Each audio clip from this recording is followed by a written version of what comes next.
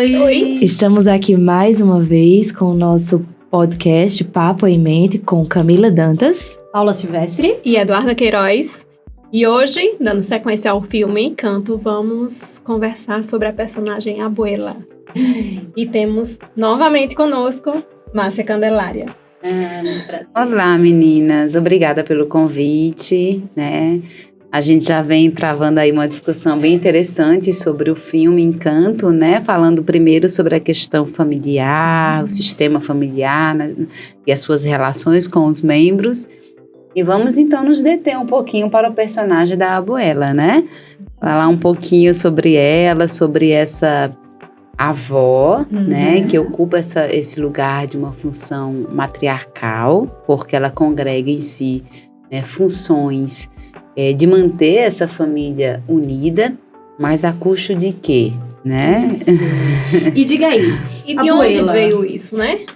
De onde veio essa rigidez, essa dureza toda? Então, eu penso que um ponto muito importante no filme, né, crucial para esse entendimento, é quando a Mirabel descobre o que aconteceu exatamente com a avó, né, em que a avó está no leito do rio conversando com ela, já tinha acontecido todos os conflitos, né, derivados de um processo de recalcamento das emoções, né, de uma ideia de não pertencimento à família, muitas questões que norteiam todo o filme, mas aquela cena ela é emblemática porque a Maribel escuta da avó o trauma vivenciado por ela, um trauma geracional que trazia muita dor para a família.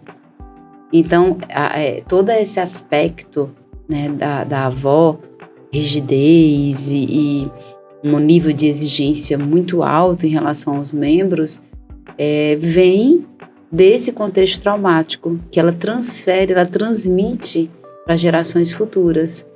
Então, ela cria uma casca, né, onde ela se protege nesse escudo, para que ela mesma não fale das suas emoções, para que ela mesma não fale das suas vulnerabilidades.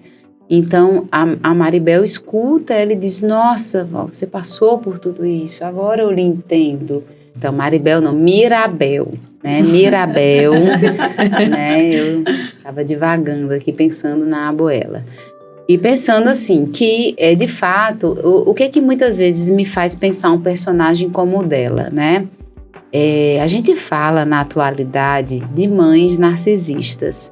Então eu fiquei pensando que talvez essa avó também congregasse uma ideia de uma postura narcisista, né? O que é isso? O que a gente nomeia alguém de narcisista, né? É preciso desmistificar alguns conceitos. Porque o narcisismo é algo que pertence a todos nós enquanto ser humano, né?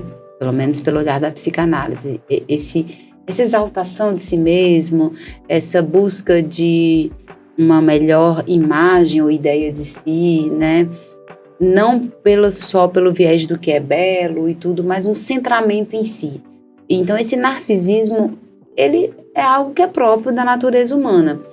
Mas, quando a gente fala de alguém narcisista, a gente está querendo dizer que essa pessoa está levando a termo, né, essa palavra no sentido máximo da coisa. Então, ela não aceita falhas, nem mesmo nela.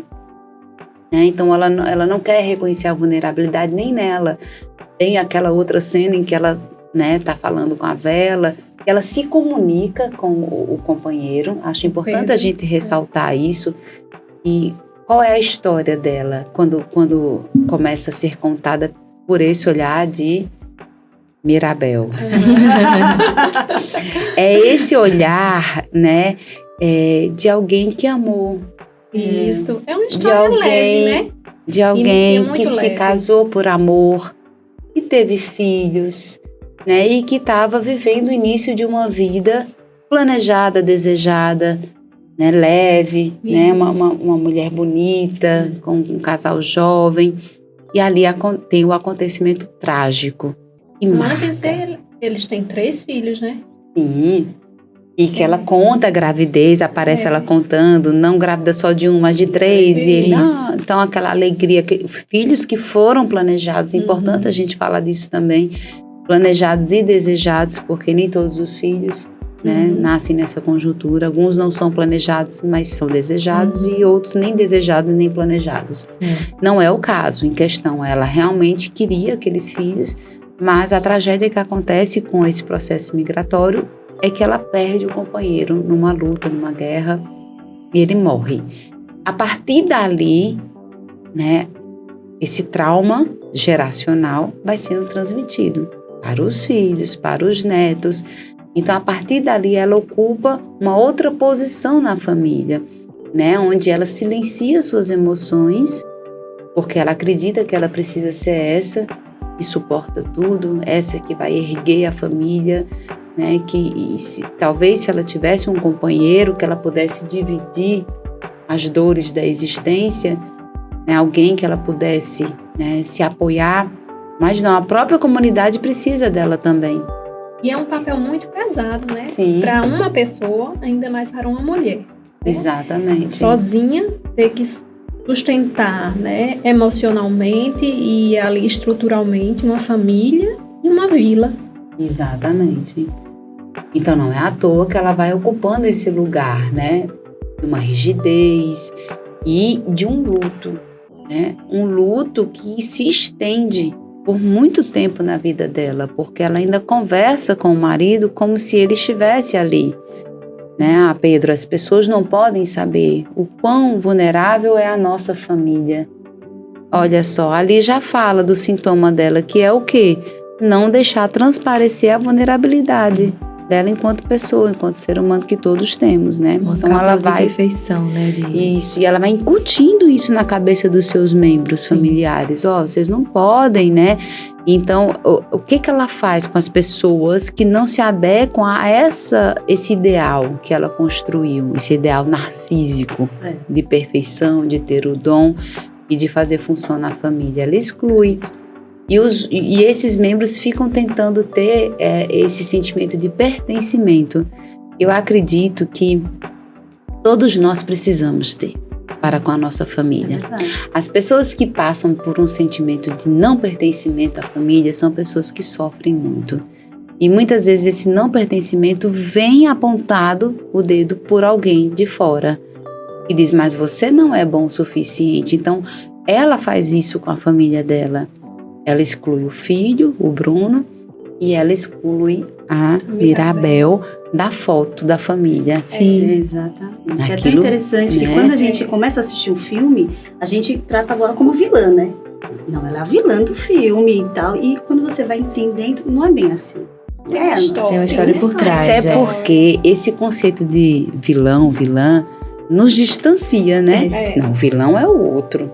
Quando a gente vê que a vilã pode ser nós mesmos. Eu posso ser a vilã. Será que eu sou essa mãe narcisista? Será que eu sou essa avó tão exigente, tão cruel para com os meus? Será que eu também trouxe para os meus membros esse sentimento de não pertencimento a um ideal de família porque eu fiz uma outra escolha na minha vida?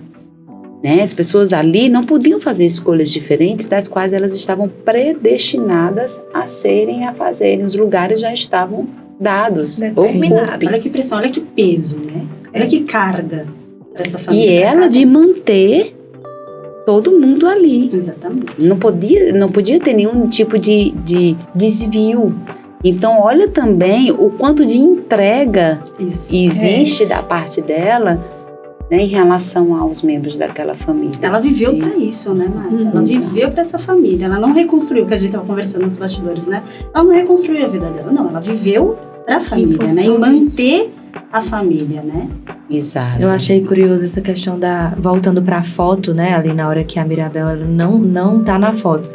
E ninguém percebe que ela não tá na foto. E Mirabel percebe naquele momento que ela não faz está parte. Inserida na família. Exatamente. E o que eu acho mais curioso é que passa despercebido por todo mundo. E quantas vezes isso não é uma coisa real? A família não percebe a ausência de alguém ou nos contextos mesmo, mas a pessoa sabe, né? Ela se sentiu ali naquele momento, ela se sentiu rejeitada, ela se sentiu sozinha. E o filme foca nisso, assim, de uma forma muito... gera tristeza. A gente consegue sentir a tristeza dela assistindo. A partir desse momento, Isso. né?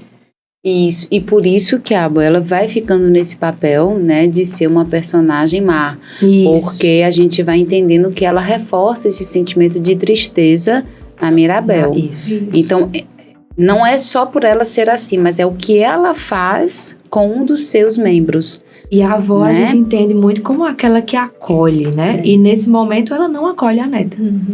Pelo contrário, Isso, né? Ela isso. culpabiliza. Exclui, Né? culpabiliza. Tanto é que no dia, né, do Antônio, da revelação dos bens, olha, não dê trabalho, não ajude, não precisa fazer nada, fica quietinha. Você ajuda melhor sem fazer nada. Sem fazer nada, exato. Então, isso entra na categoria do que a gente chama de mães, de vós narcisistas, que são pessoas que não estão preocupadas com a individualidade, né, de cada um, mas sim manter esse status aí daquela família, daquele ideal que está na fantasia daquele indivíduo. Então, quando aquela pessoa, aquele filho, aquele neto passa a mostrar-se diferente do que foi proposto para ele, é quando começam a ter os conflitos, né? Porque aí é quando o nível de exigência se torna maior. E aí assuntos como esse de uma exclusão pode vir a acontecer, né? Então, você não pertence a essa família porque você é diferente, né? É interessante também, eu queria que você explicasse, o ponto da dependência. Porque ela se faz numa presença ali em que os outros dependem dela e da família, né? Mas a família só funciona porque ela está ali exigindo para que tudo funcione orquestradamente, né? Mas porque ela tem essa função continente, né? Ela acaba congregando em si essa ideia de que ela é a segurança da família, né? E um ponto interessante é porque o dom dela seria qual, então? Qual seria? Né? Porque a todos é dado uma ideia de dom, né? No momento em que ela perde o marido, então no lugar do marido morto, surge o castelo, surge a casita, é dado a ela Um milagre. esse milagre onde ela precisa gerenciar isso. Então, não há um dom no sentido de algo supremo, mas no sentido de que a você está sendo dado isso. Então, É você uma precisa, responsabilidade, né? Sim. Cuidar daquilo. Mas ela entende que o cuidar tem a ver com negar as emoções, as vulnerabilidades. E é esse o ponto que, né, que vai sendo construído o filme, no sentido de que a gente precisa incorporar isso também na nossa forma de ser. E que ela vai deixando de lado isso também, nela mesma. Ela não consegue falar, né? Ela não consegue demonstrar a sua emotividade, né? Então, claro que a gente também poderia dizer que ela também está em sofrimento. Sim, porque quando ela começa a falar de si, para a neta, começa a ter o processo de cura, né? O cura do trauma geracional. Porque aí ela percebe que tudo bem, é possível, eu posso falar do que eu sinto, como também o outro também pode falar, né, do que se sente. Então, eu penso que é mais comum do que a gente possa imaginar que pessoas ocupem esse tipo de posição na família, né? Controladora, exigente, racional, né? Deixando de lado as questões emotivas, porque há um nível de exigência social em relação a isso, né? Então você tem que estudar nos melhores colégios, você tem que ter a melhor formação, você tem que casar com alguém, né, que pertença ao nosso ciclo. Então você veja que até a escolha dos companheiros, né, era feito por ela, né? Porque ela dizia, olha, ele é um bom partido para você, né, para Isabela. E Isabela nem cogitava em dizer que não queria. Para não contrariá-la, né? Para não contrariá-la. E não foi uma ação, não é uma ação premeditada essa, né? Não. Do narcisista, né? Ele não é premeditado, é uma construção de vida, né? De tudo que lhe permeia, de como você... E justamente, são pessoas que muitas vezes precisam de um olhar, né, de tratamento, um olhar psicológico, tratamento psiquiátrico, em algumas vezes. Por quê? Esse narcisista, ele faz o seu filho, a sua filha sofrer muito. Tem outros exemplos que a gente pode citar na mídia, nas novelas, nos filmes, em mães que cobram, por exemplo, das filhas, né, um corpo pleno. Então, olha, você está comendo demais, você vai virar obesa, você é obesa, ninguém vai querer você assim. Joga um peso, né? Joga um peso que, no final das contas, ela está querendo dizer que está preocupada com o futuro daquela pessoa, mas a custo de quê? Da saúde emocional, né, dos seus membros, entende? Então, é isso que é levado ao extremo nível de exigência, porque muitas vezes ela mesma não reconhece em si as suas fragilidades, então ela não reconhece nem no outro, nem aceita em si mesma. Né? Por isso esse nível de cobrança é tão exagerado e se torna patológico, e se torna adoecido. E a gente tem muitas relações que são permeadas por esse nível de exigência dos pais para com os filhos, é mais comum, né? Avós também, principalmente quando essa avó, como no caso dela, tem esse lugar de centralidade na família e vai ficando nesse lugar a partir das gerações, né? E enquanto tudo estava sendo do jeito que ela queria, ela não percebia, né? Exato. Essa rigidez, essa dureza, essa cobrança. A partir do momento em que Mirabel começa a perceber e começa a mostrar, porque ela começa a dizer, né, que Luísa precisa descansar, ela mostra que Isabela pode falhar, né, que ela também cria coisas lindas com pondo para fora o que ela sente, o que é que ela quer. Ela ainda para assim, a abuela, né, para e olha assim naquela cena que ela tá com Isabela dançando ali no final e dizendo que Mirabel tá estragando tudo ali, porque tá saindo do que ela quer. Do controle dela, né? Do controle, mas esse é o medo das pessoas narcisistas, perderem o controle, né? Porque entende que precisa estar nesse controle, porque perder o controle pode levar a um lugar desconhecido, um lugar que eu não sei, onde isso não vai dar bem. Mas, ao contrário, era um modo em que, por exemplo, a Mirabel e Isabela ali estavam se comunicando, se conectando, né? Então, coisa que não conseguiam, ter antes, devido à rigidez, né? Nem Isabela conseguia ver Mirabel, nem tampouco Mirabel ver Isabela. E esse processo de cura também traz Bruno de volta, né? E quando ela olha, que ela vê ele chegando... Olha só, e toda a família. E é interessante. Na verdade, eles não queriam que ela fosse isso. embora. Eles queriam ele junto, né? Mas que ele em nome não da perfeição, trouxesse maus presságios. E todo mundo se cala, né? Com a decisão de mandá-lo, né, pra fora. Então, quando ele volta, que ela abraça e ele diz, o que foi que eu perdi? Né? Porque, de fato, assim, foi o que aconteceu, que agora eu sou bem-vindo.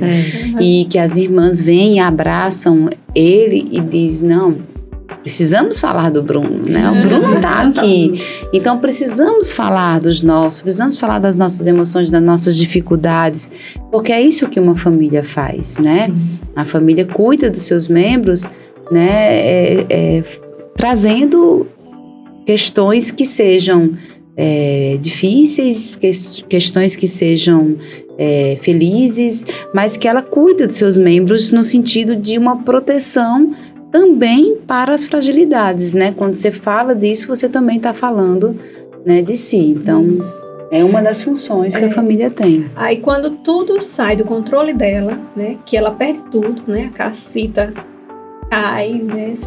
Desmorona ali, é que ela vai perceber, né, que aquilo não estava fazendo bem, até porque a própria Mirabel fala para ela, é você que está destruindo tudo, né? Ela fala também, eu nunca vou ser o suficiente para você, a Isabela nunca vai ser o suficiente para você, ninguém vai ser. Ninguém vai ser bom o suficiente. Né? Ninguém vai ser bom o suficiente. Então, aí ali, depois, no encontro do rio, é que há a cura, né? Mas você percebe que nesse momento da crise em que ela aponta o dedo para a avó e diz assim, mas é você quem está destruindo tudo. Também é uma troca acusatória, Sim. né? Ainda não há um entendimento de quem é a avó, de quem é esse outro, porque a avó ainda não tinha revelado essa face, né, para ela. Quando a avó consegue falar daquilo que aconteceu, que olha, eu fiquei nesse lugar, eu sou assim porque eu sofri muito, então eu carrego isso como trauma. Então saber da história do outro é muito interessante, sabe? Por exemplo, muitas vezes nos consultórios de psicologia, psicanálise, a gente recebe pessoas que vêm para falar mal dos seus pais, principalmente da mãe. Né? Tem uma coisa, né, em psicanálise que a gente costuma dizer, né, que eu escutei uma vez uma psicanalista que eu gosto muito falando, é que mãe quando não mata, aleja. Né?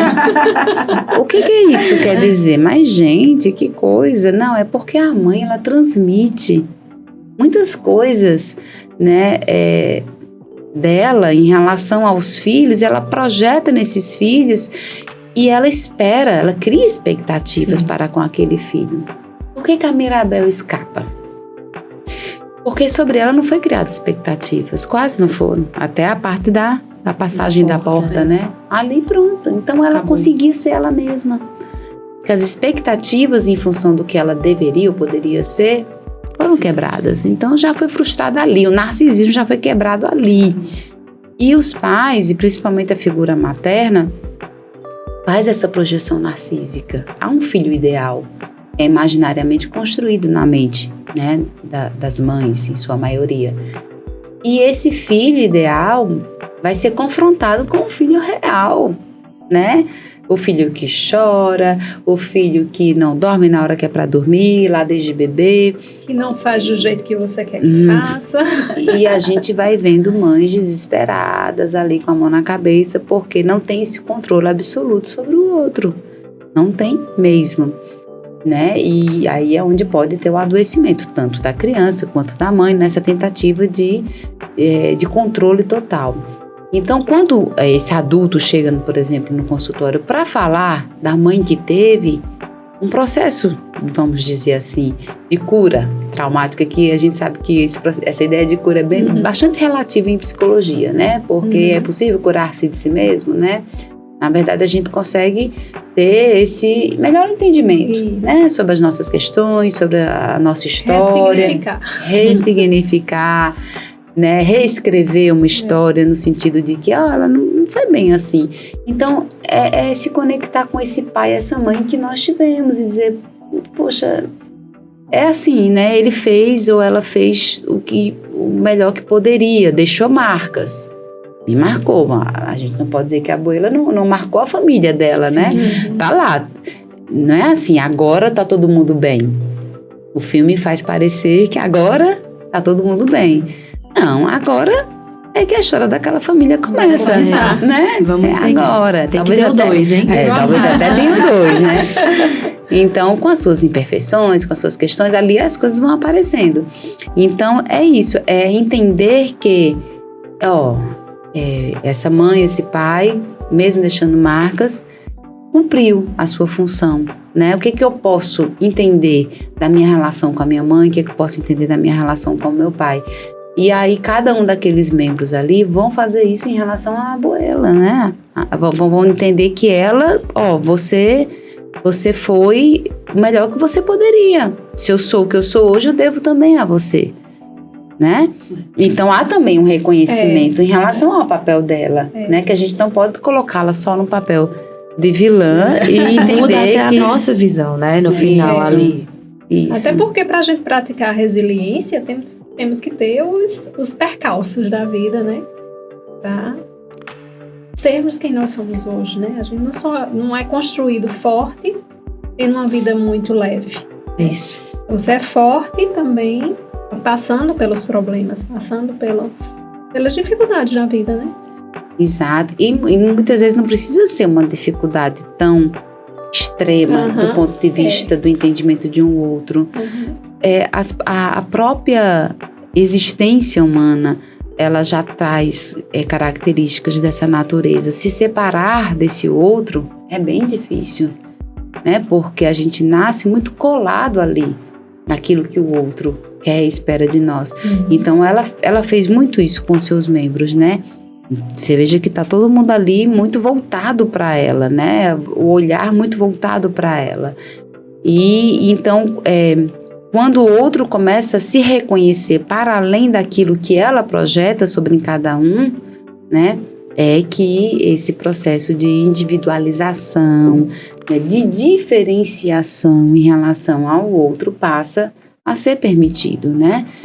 Então é bem interessante a gente analisar a figura dela, não com esse olhar, né, de colocá-la como vilã ou de colocá-la como alguém que precisava sofrer para entender. Na verdade, ela já estava em sofrimento o tempo todo, né? E entender isso é que faz com que a gente entenda a posição dela, né? Então, muda a nossa concepção sobre quem é bom e quem é mau. E o né? entendimento do que você causou também aos outros, né? Depois que ela entende, aí vem também um novo sofrimento que precisa ser trabalhado para trazer alívio, né? Porque eu acho que vem culpa, vem milhões de coisas e que também não fazem bem, que trazem sofrimento para a pessoa. Sobre ela também, Sobre né? ela, Sobre ela poder perceber, né? O efeito, né, dessas marcas que ela projetou e lançou sobre o outro, na família. Muito interessante, muito interessante, né? A gente poderia falar assim horas e horas, mas calma, gente, temos outros personagens em um outro programa. É isso, quero agradecer, Márcia, muito obrigada. Mais uma vez, obrigada. Mais uma vez, foi ótimo. Eu que agradeço o convite, né? Desejo muito sucesso para esse espaço, né? Que vocês consigam trazer nomes importantes da nossa cidade, né? Da nossa região. Pessoas que têm muito a contribuir e poder passar um pouquinho, né, do que sabem, do que estudam. Então, novas temáticas que surgirem aí, né, fico aberta aí a novos convites. Tá bem-vinda. Boa sorte. Foi ótimo. Muito obrigada. E é isso, gente. Até mais. Até o próximo. Nos sigam nas redes sociais, na Instagram Papo em Mente, no YouTube. YouTube Papo em Mente. Dúvidas e sugestões, reclamações, podem nos contatar. Abertos. É isso. Tchau, até mais. Tchau, até mais.